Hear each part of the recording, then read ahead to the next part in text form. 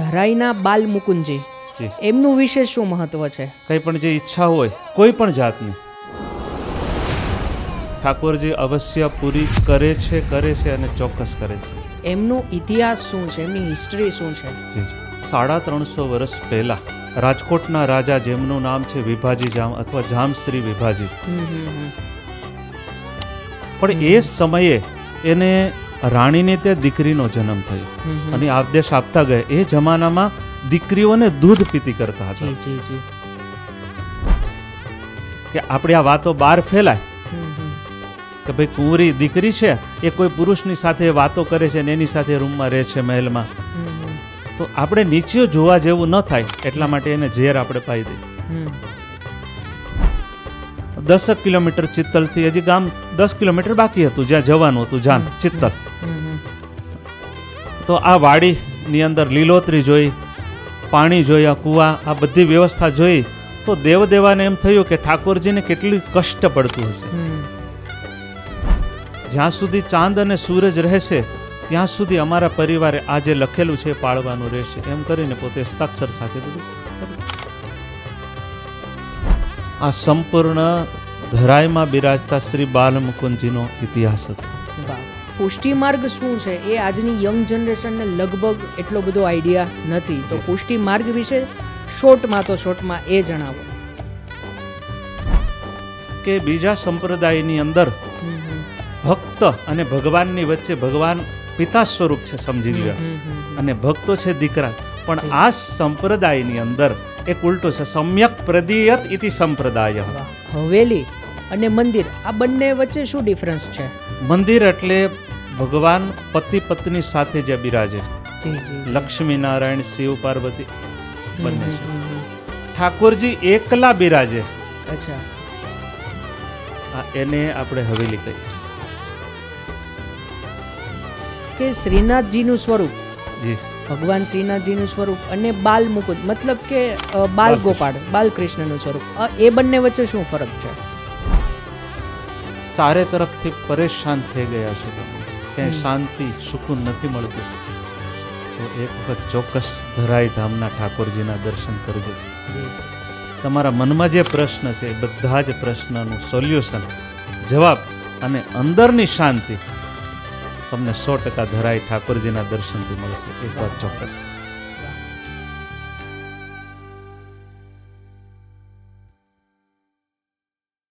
આ દુનિયામાં વૈજ્ઞાનિકો જેને ચમત્કાર કહીને નકારી દે છે ને, સનાતન ધર્મમાં એને જ ભગવાનની કૃપા અને ભક્તોની અખંડ શ્રદ્ધા કહેવામાં આવે છે. ગુજરાતની પવિત્ર ધરતી પર અમરેલી જિલ્લાનું એક એવું પવિત્ર ધામ આવેલું છે જેને લોકો ધરાઈ ધામ તરીકે ઓળખે છે. આ એ પવિત્ર ભૂમિ છે જ્યાં પુષ્ટિ માર્ગીય સ્વરૂપ એવા સાક્ષાત બાલ મુકુંદજી બિરાજે છે. એક એવું અદ્ભુત ધામ જ્યાં કોઈ પણ ભક્ત પોતાના સાચા હૃદયથી કોઈ પણ માનતા રાખે તો આ ઠાકોરજી એની જોડી ક્યારેય ખાલી નથી રાખતા. પણ આ બાલ મુકુંદજીના બાળ સ્વરૂપનો સાચો ઇતિહાસ શું છે? કેવી રીતે એક નાનકડું ગામ લાખો ભક્તોની આસ્થાનું એક કેન્દ્ર બન્યું છે? તો ધરાઈ ધામના આ જ દિવ્ય ઇતિહાસને સમજવા અને જેમની નશોમાં જ બાલ મુકુંદજીની ભક્તિ વહે છે અને જેઓ પોતે જ મુખિયાજી છે, એવા આજના આપણા આ ગેસ્ટ પહેલી વખત આપણી સાથે આ પોડકાસ્ટના માધ્યમથી જોડાયા છે, જેમનું જન્મસ્થળ ખુદ ધરાઈ ધામ છે, જેમણે દ્વારકાની પવિત્ર શંકરાચાર્ય પાઠશાળામાંથી અભ્યાસ કર્યો છે અને સંસ્કૃતમાં MA BEdની પદવી પ્રાપ્ત કરેલ છે. છેલ્લા 22 વર્ષથી આર્થિક નગરી મુંબઈમાં રહીને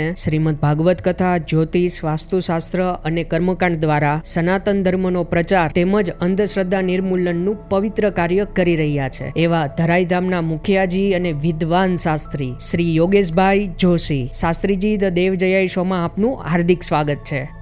જય શ્રી કૃષ્ણ શાસ્ત્રીજી. જય બાલમુકુંદજી. જય શ્રી કૃષ્ણ. જય બાલમુકુંદ દેવભાઈ. કેમ છો? ખૂબ આનંદમાં હો. તો વાંધો નહીં. આપણું જે પણ શીર્ષક છે એ પ્રમાણે પહેલાં તો એ જણાવો કે ધરાઈના બાલ મુકુંદજી, એમનું વિશે શું મહત્વ છે? બાલમુકુંદજી છે એ દરેક ભક્તોના સારા બધા જ મનોરથો પરિપૂર્ણ કરે છે. જી, કંઈ પણ જે ઈચ્છા હોય કોઈ પણ જાતની, તો દરેક સારી ઈચ્છા ઠાકોરજી અવશ્ય પૂરી કરે છે અને ચોક્કસ કરે છે. જી જી જી, ખૂબ જાણીને આનંદ થયો. હવે આપણે એ વાત કરીએ કે ધરાઈના બાલ મુકુંદજી એમનો ઇતિહાસ શું છે, એમની હિસ્ટ્રી શું છે? જી જી.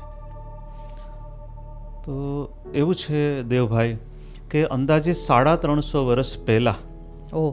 રાજકોટના રાજા જેમનું નામ છે વિભાજી જામ અથવા જામશ્રી વિભાજી, એ ત્યાંના રાજા રાજકોટના જી. અને દિલ્હી સલ્તનતના જહાંગીર બાદશાહ, એ જ્યારે પણ આમ તો એ મુસ્લિમ રાજા છે પણ હિન્દુ રાજાઓની સાથે પોતે મિત્રતા કરેલી અને આજુબાજુના તો ઘણા રાજ્ય જીતેલા પણ દક્ષિણનું ઘણા રાજ્યો જીતવા માટે એમણે જામશ્રી વિભાજી ને ત્યાં પત્ર લખ્યો અને બોલાવ્યો કે ભાઈ તમે આવો આ યુદ્ધ જીતવા માટે, એમને હેલ્પ કરવા માટે. રાજકોટના રાજાશ્રીને બોલાવ્યા. યસ.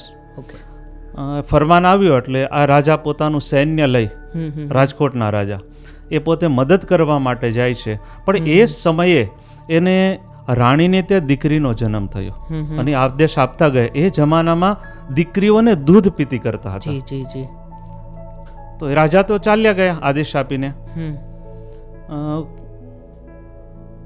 રાણીએ વિચાર કર્યો કે રાજા યુદ્ધમાં ગયા પછી પાછા આવે કે ન આવે એનો કોઈ ભરોસો વિશ્વાસ હોતો નથી.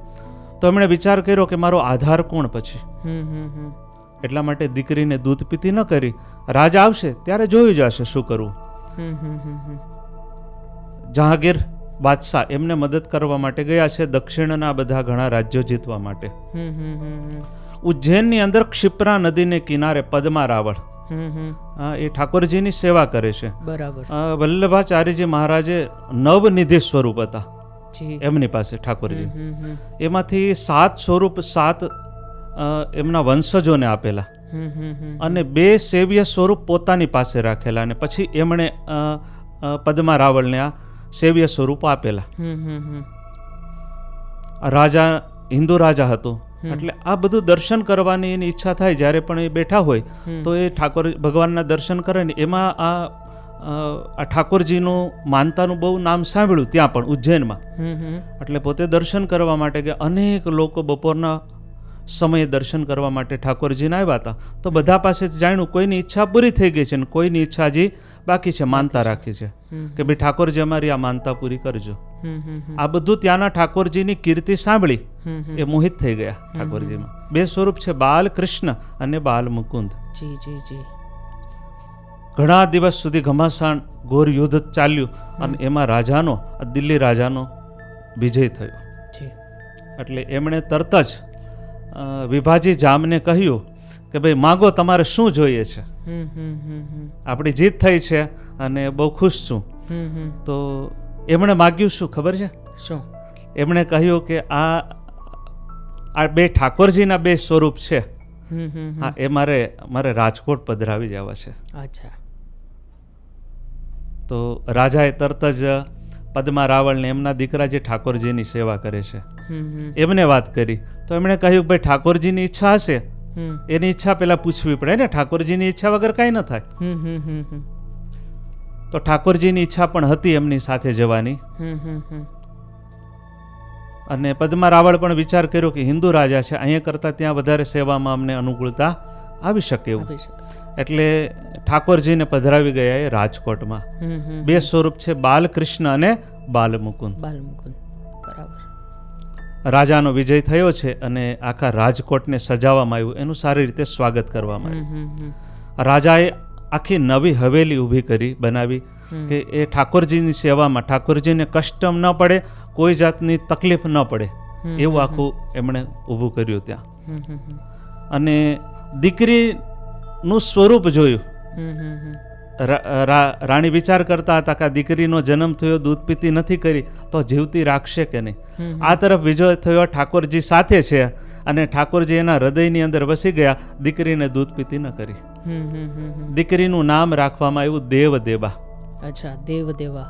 દેવદેબા એટલે દેવતાઓએ આપેલી છે.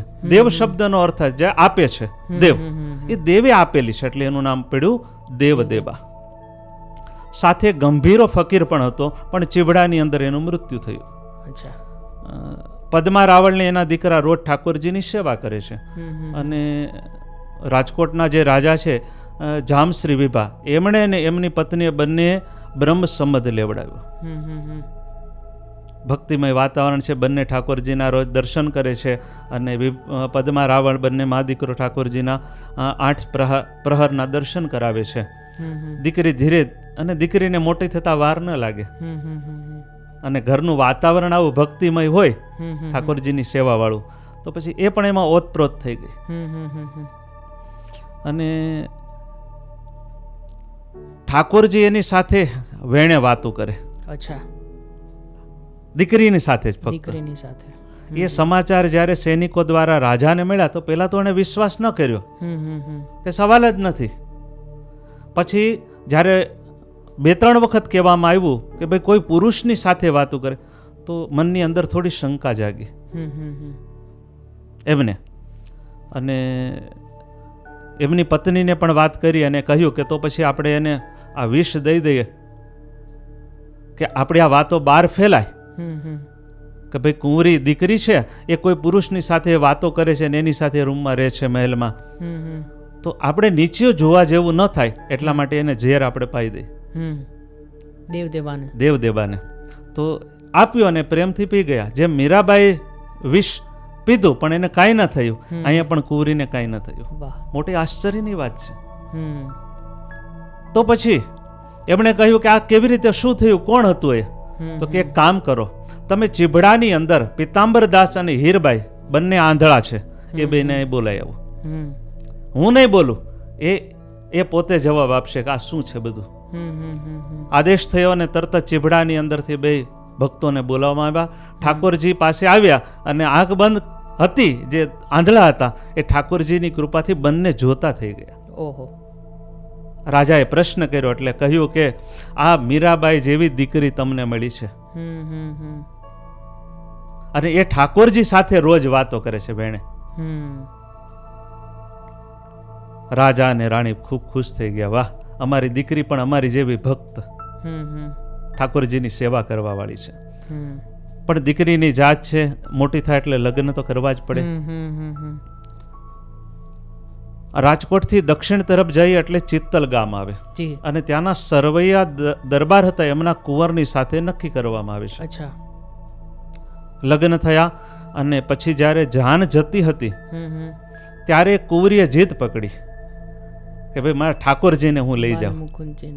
હા, ઠાકોરજીને હું લઈ જાઉં. રાજા કે પણ આપણું ન ચાલે ને, ઠાકોરજીની ઈચ્છા આવે તો લઈ જાઓ, અમને કઈ ના નથી. દરવાજા બધા તાળા બંધ કરવામાં આવ્યા. દીકરી છે ગાડામાં બેઠી છે અને આંખ બંધ કરી અત્યાર સુધી રોજ વેણે વાત કરે છે ઠાકોરજી સાથે. આંખ બંધ કરી અને ઠાકોરજીને યાદ કર્યા. દરવાજા તાળા બધા ખુલી ગયા. જોત જોતાની અંદર બધા આખા ગામના લોકો હાજરમાં છે અને ઠાકોરજીનું એક સ્વરૂપ છે એ ગાડાની અંદર જ્યાં કુંવરી દેવદેવા બેઠા છે એના ખોળાની અંદર બાલ મુકુંદ જાય. બોલો શ્રી બાલ મુકુંદ લાલ જય. પણ કુંવરીને કહ્યું કે તમે જ્યાં રસ્તામાં ઊભા રહેશો, આ ગાડું જ્યાં ઊભું રહેશે ત્યાંથી હું આગળ ચાલીશ નહીં. કુંવરી વચ્ચે બંધાણી. અનેક હાથી ઘોડા પાયદળની સાથે સૈનિકોની સાથે જાન ત્યાંથી નીકળે. એક સ્વરૂપ ઠાકોરજીનું બાલકૃષ્ણ છે એ રાજકોટના રાજમહેલમાં અત્યારે હાલમાં પણ બિરાજે છે ઠાકોરજી. એક સ્વરૂપ ત્યાં બિરાજે છે, બીજું સ્વરૂપ અત્યારે દેવદેવા લઈને નીકળ્યા છે. ગાડું છે એ જમાનામાંની અંદર બહુ વ્યવસ્થા ન હતી, એક ગામથી બીજે, તો ગાડામાં જાન જઈ રહી છે. કેટલી કલાકો થઈ ગઈ પછી એક બોડકી નામનું ગામ છે. બોડકી? હા. અંદાજિત 10 કિલોમીટર ચિત્તલથી, હજી ગામ 10 કિલોમીટર બાકી હતું જ્યાં જવાનું હતું જાન ચિત્તલ. તો આ વાડીની અંદર લીલોતરી જોઈ, પાણી જોયા, કુવા, આ બધી વ્યવસ્થા જોઈ તો દેવદેવાને એમ થયું કે ઠાકોરજીને કેટલું કષ્ટ પડતું હશે. અને ઠાકોરજીને અહીંયા લીલી વાડી છે તો અહીંયા ઠાકોરજીને બપોરનો રાજભોગ કરાવી દઈએ અહીં, પછી આગળથી પાછી જાન લઈને જશું પાછા. એ દિમાગમાંથી નીકળી ગયું કે મેં વચ્ચેને હું બંધાણી છું કે ત્યાંથી ગાડું આગળ નહીં ચાલે. આ ભગવાનની લીલા જ છે, ભગવાનને ત્યાં જ બિરાજમાન થવું હશે, એની ઈચ્છા હશે. અને ભગવાનની ઈચ્છા વગર, ઠાકોરજીની ઈચ્છા વગર પાંદડું હલતું નથી, એ વાત ચોક્કસ છે. અપરસની અંદર દેવદેબાએ ઠાકોરજીના રાજભોગ વગેરે આરોગાવ્યા, રાજભોગની આરતી થઈ, પછી આદેશ આપ્યો એ પ્રમાણે પાછા બધું તૈયારી કરવામાં આવી, ચાલો આપણે આગળ જવાનું છે. તો 2 બળદ જોડ્યા, દેવદેબા બેઠા, ઠાકોરજીને બિરાજમાન કર્યા એમને, પણ બળદ આગળ નથી ચાલતું, એ ગાડું નથી ચાલતું આગળ. બહુ કોશિશ કરી, 2ની જગ્યાએ વધારે બળદ લગાડવાની કોશિશ કરી, પણ વધારે જ્યાં એને પ્રેસ તાકાત આપવામાં આવી એટલે એનું ધોહરું હોય ગાડામાં, ધૂસરી, એ તૂટી ગયું ત્યાં. એટલે પહેલા નંબરમાં એ ત્યાંનું એ ગામનું નામ એની ઉપરથી પડે છે ધરાઈ. અચ્છા, ધરાઈ ધામ. પછી કુંવરીને યાદ આવ્યું કે ના, હું ભગવાનની સાથે વચને બંધાયેલી છું અને ઠાકોરજીને ઈચ્છા નથી અહીંથી આગળ ચાલવાની, એટલે હવે મારે કાંઈ ન કરે. પછી ઠાકોરજીના થઈ ગયા, પછી એની સેવા કરીને પછી ચિત્તલ જાય છે પોતે. પછી ઠાકોરજીની સેવા કરવા માટે રોજ એ પોતે ત્યાં આવે છે ગામ, પાછી ચિત્તલ જાય પાછા રોજ અપડાઉન. પણ ઉંમર થાય એટલે આપણા અશક્ત શરીર થઈ જાય. એ સમય દરમિયાન સિદ્ધપુરના અવધિચ્ય સહસ્ર અને કડી કલોલમાં રહેતા વસરામભાઈ કરશનભાઈ જોશી અને એમના દીકરા મૂળજીભાઈ એ ભાગવત કથા કરે છે અને કીર્તન પણ કરે છે. જામનગરની અંદર હવેલીમાં પણ એમણે સેવા આપેલી. તીર્થયાત્રા કરવા નીકળ્યા હતા. પહેરવેશ ઉપરથી જ ખબર પડી જાય કે આ બ્રાહ્મણ છે. ચારેયના પહેરવેશ પહેલા અલગ હતા. કુંવરીએ તરત જ એમની સાથે વાત કરી કે તમે ઠાકોરજીની સેવા કરો, મારું શરીર અશક્ત થઈ ગયું છે અને તમને આ તામ્રપત્ર ઉપર હું સાતીની જમીન આપી દઉં છું, તમે ઠાકોરજીની સેવા કરો. જ્યાં સુધી ચાંદ અને સૂરજ રહેશે ત્યાં સુધી અમારા પરિવારે આ જે લખેલું છે એ પાળવાનું રહેશે, એમ કરીને પોતે હસ્તાક્ષર સાથે બધું કરી. અને એ જોશી પરિવાર એ ઠાકોરજીની સેવા કરવા લાગ્યું અને દેશ વિદેશથી ઠાકોરજી બધાના મનોરથ પરિપૂર્ણ કરે છે. અને જે પણ ઈચ્છા હોય તમારી, અને આજ સુધીમાં હજારો એવા દાખલાઓ છે, અમે વડીલો પાસેથી સાંભળ્યું છે કે ઠાકોરજી બધા જ મનોરથ પરિપૂર્ણ કર્યા છે. આ સંપૂર્ણ ધરાઈમાં બિરાજતા શ્રી બાલમુકુંદજીનો ઇતિહાસ હતો. આપણે બાલમુકુંદજી છે એ હવેલીમાં ત્યાં બિરાજિત એમનું સ્વરૂપ છે. હવેલી મતલબ કે પુષ્ટિ માર્ગ, બરાબર? તો પુષ્ટિ માર્ગ શું છે એ આજની યંગ જનરેશનને લગભગ એટલો બધો આઈડિયા નથી. તો પુષ્ટિ માર્ગ વિશે શોર્ટમાં એ જણાવો. બહુ સરસ દેવભાઈ તમે પ્રશ્ન કર્યો છે. આજની યુવા પેઢીને ખૂબ જાણવા મળશે. પુષ્ટિ સંપ્રદાય, પુષ્ટિ એટલે પોષણ અને સમૃદ્ધિનો માર્ગ છે. તે એક હિન્દુ વૈષ્ણવ સંપ્રદાય છે અને 16મી સદીની શરૂઆતમાં એમની સ્થાપના વલ્લભાચાર્યજી મહારાજ દ્વારા કરવામાં આવી. વિશેષ કરીને વિઠ્ઠલ બાબા છે એમણે વધારે વિકાસ કર્યો છે. અને આ સંપ્રદાયની અંદર લડ્ડુ ગોપાલ એટલે બાલકૃષ્ણ એની વિશેષ સેવા થાય છે. બીજી એક પ્લસ પોઈન્ટ એ કહું કે બીજા સંપ્રદાયની અંદર ભક્ત અને ભગવાનની વચ્ચે ભગવાન પિતા સ્વરૂપ છે, સમજી લ્યો, અને ભક્તો છે દીકરા.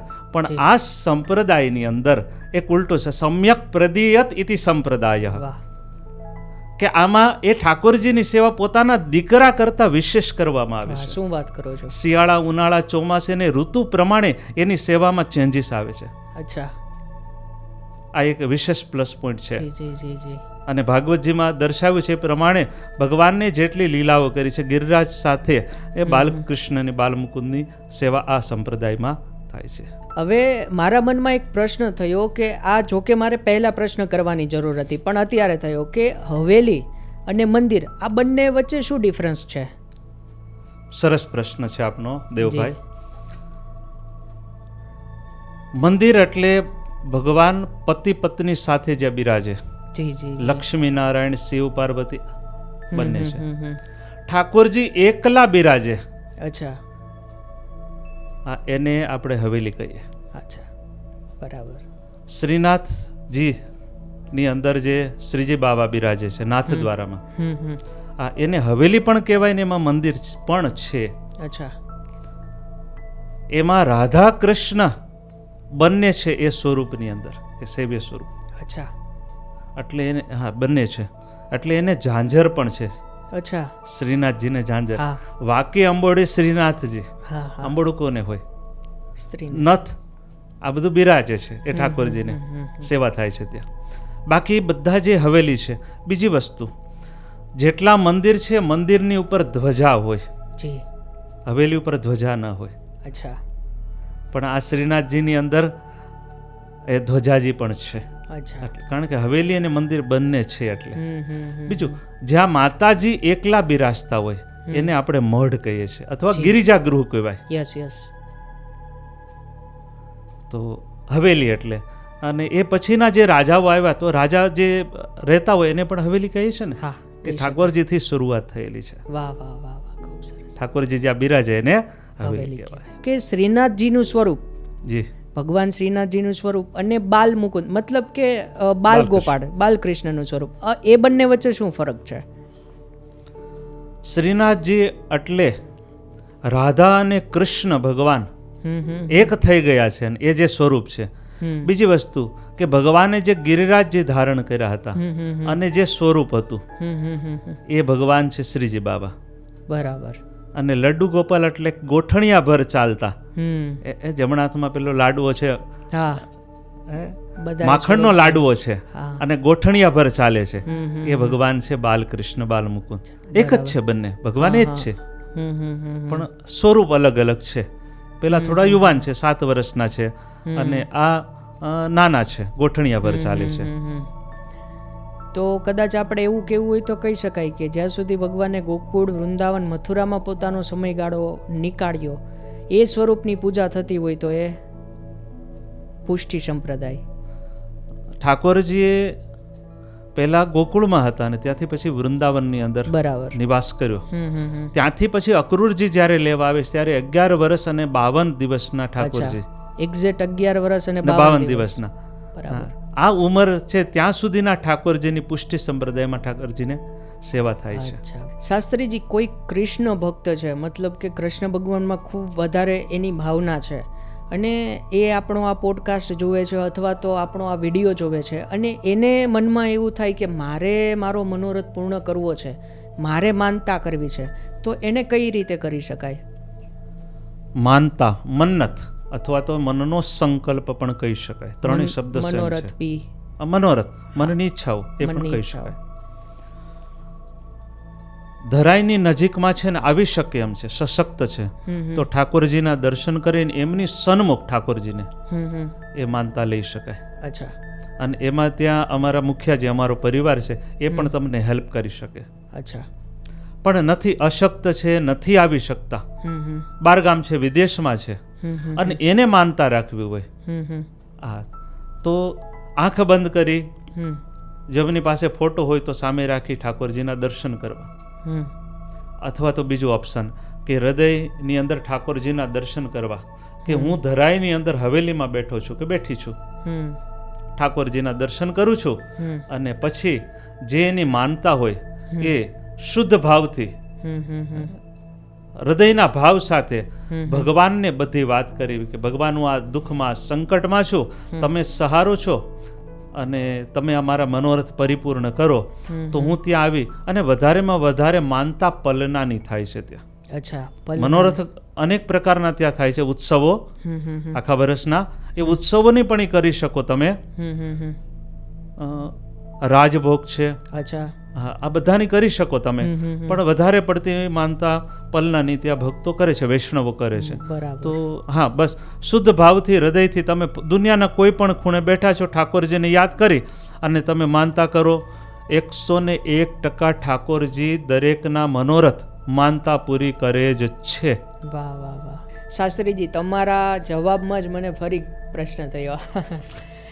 પલના એટલે શું? કેમ કે ઘણા લોકો એવા છે કે જેને, મને તો જો કે થોડો ઘણો આઈડિયા છે, બરાબર, પણ પલના એટલે શું? કોઈને માનતા કરવી છે પલનાની, મતલબ શું? પલના બહુ સરસ પ્રશ્ન. ધરાઈ ઠાકોરજીના સન્મુખની અંદર પારણિયામાં ઠાકોરજી ઝૂલતા હોય જી પલનામાં, એના સન્મુખ કીર્તનો કરવામાં આવે અને કીર્તનના અંતે આપણે જન્માષ્ટમીને દિવસે નંદ ઉત્સવ થાય જી દરેક હવેલીમાં, દરેક જગ્યાએ. કથાના ચોથા દિવસે નંદ ઉત્સવ થાય. હા પણ આ ધરાઈની હવેલી જે ઠાકોરજી છે એના સન્મુખ રોજ નંદ ઉત્સવ થાય. વાહ વાહ વાહ. અને જેવો નંદ ઉત્સવ થઈ જાય, ઠાકોરજી રાજભોગ આરોગે, ધરાઈની એક વિશેષતા હવેલીની છે.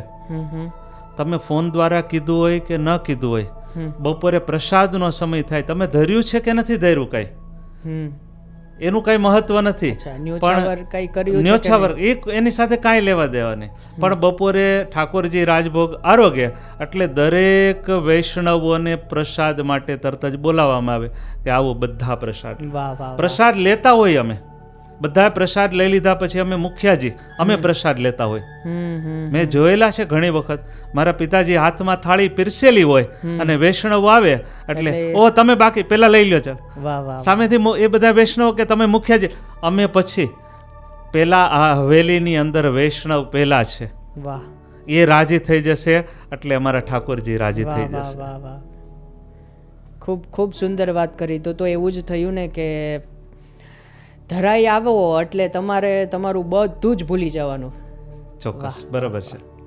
શાસ્ત્રીજી, માનતાના ઠાકોરજી એટલે કે આપણા બાલમુકુંદજી, એમણે કોઈના મનોરથ પૂર્ણ કર્યા હોય અને એ તમને એનું એક્ઝામ્પલ ખબર હોય, એવા કોઈ એક્ઝામ્પલ્સ? અનેક છે, એક બે નહીં. અચ્છા, અનેકો છે. અને મારા પિતાજીના મુખેથી મેં સાંભળેલું છે, સુરતની અંદર પટેલ પરિવાર ઐશ્વર્ય સંપત્તિવાન હતા. એમનો નાનો એવો દીકરો એક વખત લાઈવ વાયર, જીવતા વાયરને એ ટચ કરી ગયો, ખબર નહીં એને, અને ત્યાં જમીન ઉપર ઢળી પડ્યો. પરિવાર તરત જ એને હોસ્પિટલે લઈ ગયા અને ડોક્ટરે કહ્યું કે ભાઈ મારા હાથમાં નથી, પ્રભુના હાથમાં છે. એમના પાડોશી હતા, એમણે કીધું એક કામ કરો, તમે બાલમુકુંદજીના એની માનતા રાખો અને એની માનતા 100% ફળે જ છે. પટેલ પરિવાર કે માનતા એટલે શું, અમને એના વિશે ઇતિહાસની કઈ ખબર નથી. તો એમના જે પાડોશી હતા એમણે કહ્યું કે ભાઈ ઠાકોરજી માનતા અનેક પ્રકારે થાય. તો કે અનેક પ્રકાર એટલે ક્યાં ક્યાં? તો કે ભાઈ ચાલીને આપણે જઈ શકીએ, ત્યાંના મનોરથ આપણે કરી શકીએ. તો એ દીકરાની માં જે હતી હોસ્પિટલમાં, ઠાકોરજીને યાદ કર્યા અને ઠાકોરજીને મારો દીકરો પાછો જો ઘેરે આવી જશે તો હું અહીંથી ચાલીને, ભલે ગમે એટલું દૂર હોય, પણ હું ચાલી અને ઠાકોરજી ત્યાં દર્શન, તમારા દર્શન કરવા માટે હું આવીશ. ડોક્ટર ત્યાં મહેનત કરે છે અને પરિવારે ઠાકોરજીની પ્રાર્થના કરે છે. એ હૃદયની શુદ્ધ ભાવના હતી, ભગવાને સાંભળી લીધી. એ રડતી માના આંસુ આ ભગવાન ઠાકોરજીને જોઈ લીધા અને થોડા જ દિવસોની અંદર એ બાળક પૂરો સ્વસ્થ થઈને ઘરે આવ્યો.